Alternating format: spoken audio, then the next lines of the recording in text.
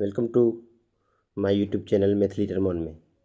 तो आज हम लोग देखेंगे बीपीएसआई बीपीएएसआई का जो एग्ज़ाम होगा। एएसआई का एग्ज़ाम 22 जुलाई से एग्ज़ाम स्टार्ट है इसका, और उसमें फ़िज़िक्स का वेटेज 60 क्वेश्चन रहेगा फ़िज़िक्स का। तो अभी हम लोग चैप्टर वाइज क्वेश्चंस कर रहे हैं। इससे पहले हम लोग 2 चैप्टर देख लिए, यूनिट एंड डायमेंशन और मोशन से क्वेश्चन रिलेटेड देख लिए हैं।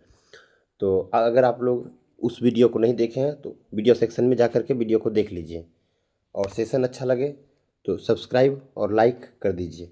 तो चलिए आज की क्वेश्चन शुरू करते हैं क्वेश्चन नंबर 1 से। क्वेश्चन नंबर 1 क्या है, निर्वात में स्वतंत्रतापूर्वक गति करते हुए सभी पिंड का त्वरण समान होगा। तो एक का हो जाएगा बी, एक का बी हो जाएगा।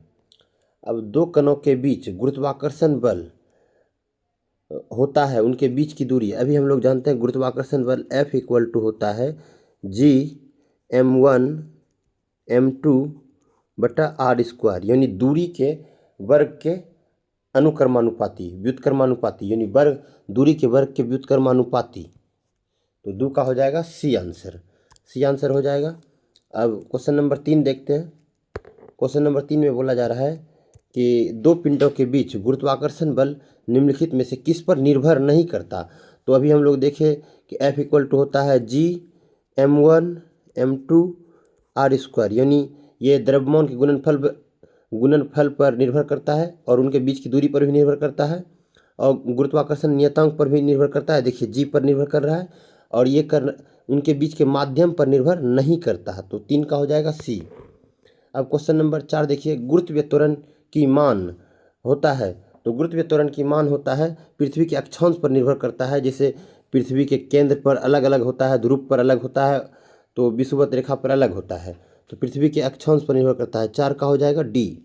क्वेश्चन नंबर 5 देखते हैं, निम्नलिखित में से किस स्थान पर गुरुत्वीय त्वरण का मान महत्तम होगा। तो अभी हम लोग देख लिए कि यहाँ ध्रुव पर गुरुत्वीय जी का मान मैक्सिमम होगा। तो अंटार्कटिका के किसी स्थान पर। 5 का हो जाएगा डी। क्वेश्चन नंबर 6 देखते हैं, यदि कोई अंतरिक्ष यान पृथ्वी के केंद्र से पृथ्वी की त्रिज्या की दोगुनी दूरी पर हो जाए तो गुरुत्वीय त्वरण होगा। तो G इक्वल टू होता है G m r स्क्वायर। इस फॉर्मूला पर अभी हम लोग बैठाते हैं। तो G इक्वल टू होता है G, और बोल रहा है पृथ्वी की त्रिज्या दोगुनी कर दी जाए, तो Gm और पृथ्वी की त्रिज्या दोगुनी, r के जगह 2r, r के जगह 2r रखेंगे तो 4r स्क्वायर हो जाएगा। तो ये पूरा रेड कलर से जो अभी घेरा लगा रहे हैं, ये आसमानी कलर से जो घेरा लगा रहे हैं, ये पूरा G हो गया। तो G इक्वल टू हो गया G' इक्वल टू G/4, और G का वैल्यू हम लोग जानते हैं कि G इक्वल टू होता है 9.8। इसको 4 से जब भागा दीजिएगा तो 2.45 निकल जाएगा, 2.45। तो इसका आंसर हो जाएगा 6 का ए नंबर। अभी हम लोग सॉल्व करके देख लिए इसका। अब नेक्स्ट क्वेश्चन देखते हैं, क्वेश्चन नंबर 7। क्वेश्चन नंबर 7 कह रहा है, यदि कोई ग्रह, क्वेश्चन नंबर 7 बोल रहा है, यदि कोई ग्रह जिनका द्रव्यमान तथा त्रिज्या दोनों पृथ्वी से आधी हो जाए तो ग्रह की सतह पर गुरुत्वीय त्वरण। यहाँ पे फिर से वही फॉर्मूला लगाएंगे, G equal to Gm/r square. यहाँ पे बोला जा रहा है मास भी आधा कर दिया जाता है और त्रिज्या भी आधा कर दिया जाता है। तो हम लोग लिखेंगे यहाँ पे बड़ा ऐसा करके G equal to Gm/2, to नीचे आ जाएगा, और r/2 करेंगे तो r/2 का r स्क्वायर और 4। तो ये 2 से 2 कट गया, नीचे आ गया तो 2। अब फिर 2 को ऊपर ले जाएंगे तो 2G' इक्वल टू हो जाएगा 2Gm/r स्क्वायर। ये हो गया डी, यानी पहले का दुगुना हो जाएगा। G' इक्वल होगा दुगुना, तो इसका आंसर हो जाएगा अब दुगुना। G' इक्वल टू G का मान जब रखेंगे 2 गुना 9.8, तो ये आ जाएगा 19.6। ये 19.6, इसको जब सॉल्व कीजिएगा तो 19.6 आ जाएगा। तो इसका आंसर हो जाएगा 7 का बी। तो हम लोग क्वेश्चन को सॉल्व कर लिए, न्यूमेरिकल आ रहा है तो उसको भी सॉल्व करते हुए आ जा रहा है। बेसिकली यही सब फॉर्मूला से ये सब टिका हुआ है इस चैप्टर। अब क्वेश्चन नंबर 8 देखते हैं।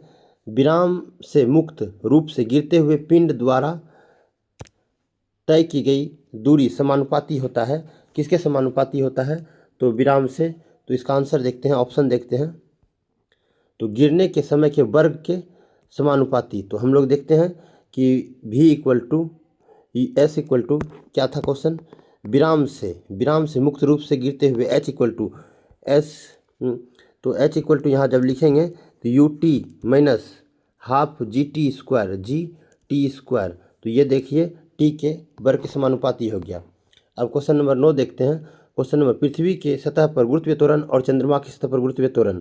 तो जी वहाँ पे 6 हो जाता है, चंद्रमा पर g/6 हो जाता है, तो 6/1 हो जाएगा इसका आंसर। नो का डी आंसर लगाइए और टिक कीजिए, आगे बढ़िए।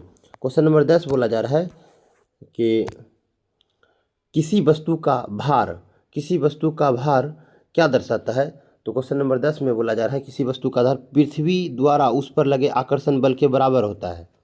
क्वेश्चन नंबर 11, जब किसी वस्तु की विषुवतीय रेखा से ध्रुव की ओर ले जाया जाता है, तो यहाँ से देखिए हम लोग केंद्र पर जी का मान 0 होता है। जब इसको ध्रुव पर जाने लगेंगे पोल पर तो जी का मान बढ़ेगा। तो 11 का ए।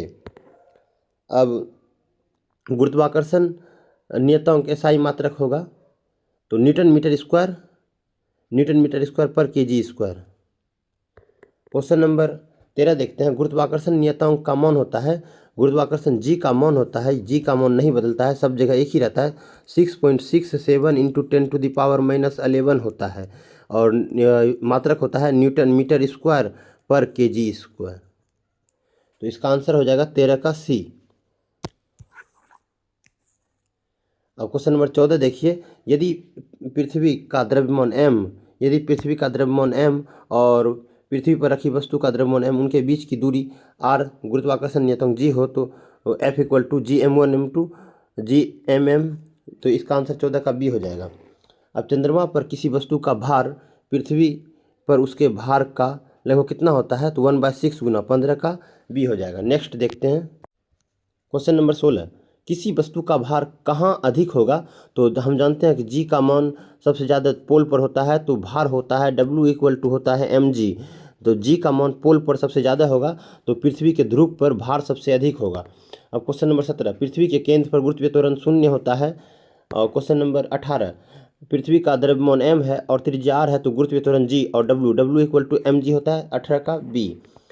अब क्वेश्चन नंबर 19, यदि ध्रुवों पर गुरुत्वीय त्वरण का मान g/p और विषुवत रेखा पर गुरुत्वीय त्वरण ge हो तो कथन सही है। तो gp पोल का gp सबसे ज़्यादा होगा, इसका आंसर होगा 19 का बी। गुरुत्वाकर्षण के नियतांक g का मान निर्भर करता है, तो g का मान निर्भर करता है भिन्न ग्रह पर भिन्न भिन्न होता है। पृथ्वी सूर्य पर सबसे कम। ऑप्शन पढ़िए और इसको टिक कीजिए। हम लोग कैपिटल जी की बात कर रहा है, कैपिटल जी हर जगह सेम रहता है, सभी ग्रह पर यह समान रहेगा। और दो द्रव्यमानों के बीच गुरुत्वाकर्षण बल द्रव्यमानों के गुणनफल के अनुक्रमानुपाती होता है। 21 का सी। गुरुत्वीय त्वरण का मान, गुरुत्वीय त्वरण क्या होता है? तो गुरुत्वीय त्वरण एक स्थान से दूसरे स्थान पर अक्षांश के अनुसार बदलता है। जी का मान एक अक्षांश से दूसरे स्थान पर बदलते रहता है, वेरिएबल। अब क्वेश्चन नंबर 24, पृथ्वी पर एक आदमी का भार यहाँ पर हालांकि मास होना चाहिए, मास हर जगह सेम रहता है, तो कृत्रिम उपग्रह पर मास सब जगह सेम रहता है। 24 का ए। क्वेश्चन नंबर 25 देखिए। पृथ्वी अपनी गति को कितनी गुना बढ़ा दें कि पृथ्वी के पृष्ठ पर वस्तु का संपर्क छोड़ दे? 17 गुना। ये एक स्टैटिक तरीके से याद कर लीजिए। लिफ्ट पर खड़ा आदमी, अब देखिए हम लोग W इक्वल टू एक होता है mg+a, ये फॉर्मूला होता है प्लस माइनस ए। जब एक समान त्वरण से ऊपर जा रहा होगा तो व्यक्ति का भार बढ़ता हुआ मालूम होगा, समरूप से ऊपर जा रहा है तो बढ़ता हुआ मालूम पड़ेगा। यह भी देख लिए। अब लिफ्ट पर एक खड़ा आदमी, लिफ्ट समरूप से ऊपर जा रहा है तो बढ़ता हुआ मान प्रतीत होगा। तो बढ़ता हुआ प्रतीत होगा। ग्रह चलता है गुरुत्वाकर्षण बल से चलता है। उपग्रह चलता है, उपग्रह पृथ्वी के गुरुत्वीय आकर्षण के कारण चलता है। तो 29 का ए। अब यदि पृथ्वी पर वायुमंडल ना हो तो दिन की अवधि क्या हो जाएगी? तो घट जाएगी, दिन की अवधि घट जाएगी। क्वेश्चन नंबर 31 देखते हैं। अगर पृथ्वी घूमना बंद कर दे तो आपका वजन क्या होगा? तो अगर पृथ्वी घूमना बंद कर दे तो वजन बढ़ जाएगा, जी का मान कांस्टेंट रहेगा, जी का मान बढ़ जाएगा तो बढ़ेगा। पृथ्वी घूमना बंद कर दे तो पृथ्वी की त्रिज्या आधी कर दी जाए तो उसका द्रव्यमान नहीं बदलता है, तो दिन होगा 6 घंटे का। 32 का सी। Question number 33। लिफ्ट में मनुष्य का प्रत्यक्ष वजन वास्तविक वजन से कम कब होता है?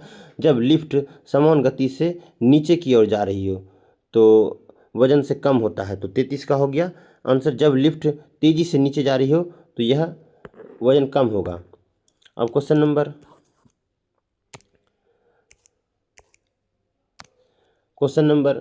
34 देखते हैं।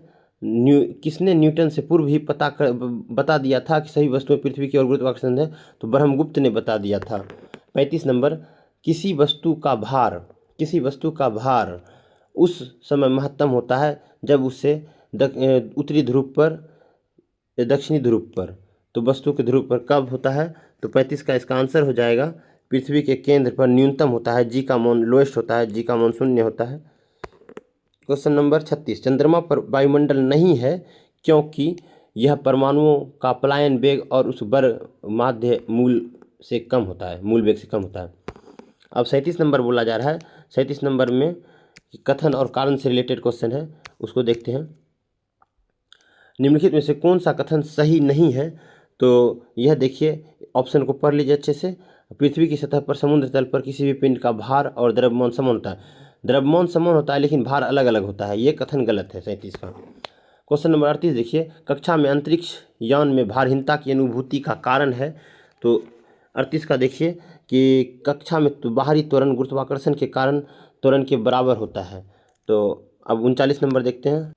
39 नंबर बोला जा रहा है कि एक भूग्रह अपने कक्ष में निरंतर गति करता है तो यह अपकेंद्र बल के प्रभाव से होता है जो प्राप्त होता है। 39 का पृथ्वी द्वारा उपग्रह पर लगने वाला गुरुत्वाकर्षण बल। 39 का बी। भारहीनता होती है तो भारहीनता कब होता है? जब पृथ्वी गुरुत्वाकर्षण केंद्र शून्य हो, जब 0 होता तो भारहीनता शून्य होती है। अब 41 नंबर। जब किसी वस्तु को पृथ्वी से चंद्रमा पर ले जाया जाता है तो उसका भार घट जाता है, तो 41 का बी। Question number 42। किसी पिंड का भार ध्रुवों पर सर्वाधिक होता है। तो 42 का बी। क्वेश्चन नंबर 43 देखिए। पृथ्वी का पलायन वेग 11.2 किलोमीटर पर सेकेंड होता है। Question number 44। गुरुत्वाकर्षण के सार्वभौमिक नियतांक किसने दिया था? गुरुत्वाकर्षण का नियम किसने दिया था? तो न्यूटन ने दिया था। Question number 45। भारहीनता की अवस्था में एक मोमबत्ती की ज्वाला का आकार हो जाएगा, भारहीनता की स्थिति में तो वही रहेगा इसका। अब क्वेश्चन नंबर 46 देखिए। ऊंची इमारत से एक 9.8 मीटर पर सेकेंड के एक समान त्वरण से गिराई जाती है 3 सेकेंड के बाद। तो इसका फॉर्मूला बना लीजिएगा आप। तो ये बनेगा न्यूमेरिकल से, एक फॉर्मूला बता दे रहे हैं। तो इसको फॉर्मूला लगाइए। v = u प्लस, गिर रहा है नीचे की ओर आ रहा है तो u प्लस GT। तो इससे फॉर्मूले से निकाल लीजिए। यहाँ वेग पूछा जा रहा है तो वेग और u 0 लास्ट शुरू में 0 पर रहेगा u इनिशियल में। g का मान 9.8 दिया हुआ है और इसको 3 से गुना कीजिएगा, देखिए निकल जाएगा। 8 × 24 के 4, 9 × 27, 27 × 2 29, 29.4। इसका आंसर हो गया सी नंबर। इस तरह से हम लोग न्यूमेरिकल सॉल्व कर लिए। अब क्वेश्चन नंबर 47 देखते हैं। 47 में क्या कह रहा है कि एक वस्तु का द्रव्यमान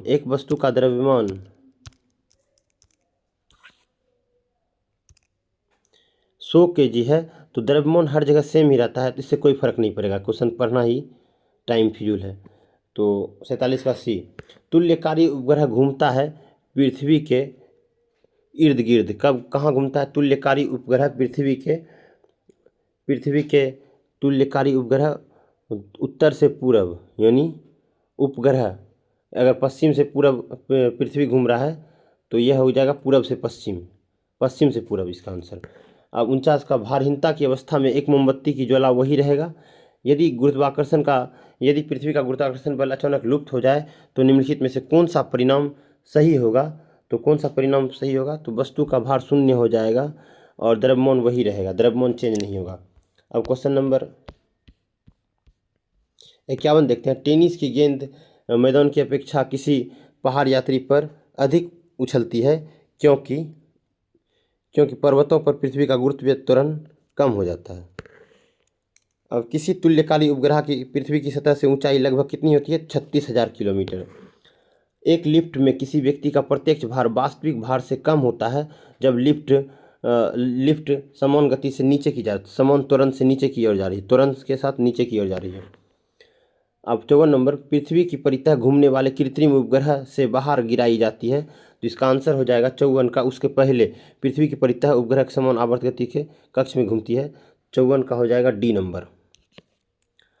अब 55 नंबर, जब किसी लिफ्ट में बैठे हुए व्यक्ति को अपना भार कब अधिक मालूम पड़ता है? जब लिफ्ट तेज गति से ऊपर की ओर जा रही हो, तो 55 का बी। 56, जब एक पृथ्वी को चांद की सतह से पृथ्वी पर लाया जाता है तो उसका क्या सही होता है? तो उसका भार बदल जाएगा परंतु द्रव्यमान नहीं, तो 56 का बी। 57 नंबर देखते हैं। भूस्थिर उपग्रह का आवर्तकाल क्या होता है? तो भूस्थिर उपग्रह का आवर्तकाल 24 घंटा होता है। पृथ्वी तल से किस न्यूनतम वेग से प्रक्षेपित किए जाने पर कोई रॉकेट पृथ्वी के गुरुत्वाकर्षण पर पार अंतरिक्ष चला जाता है? 11.2 किलोमीटर पर सेकेंड। तो इस तरह से हम लोग ग्रेविटेशन का चैप्टर का ऑब्जेक्टिव देख लिए। तो सेशन अच्छा लगा हो सब्सक्राइब और लाइक कर दीजिए और शेयर कर दीजिए। यह सेशन BPSI के लिए बिहार पुलिस ASI का जो एग्ज़ाम होगा 22 जुलाई, उसमें बहुत यूजफुल साबित होगा, आप लोग देख लीजिएगा। तो वीडियो अच्छा लगा हो लाइक कर दीजिए, सब्सक्राइब कर दीजिए। Thank you.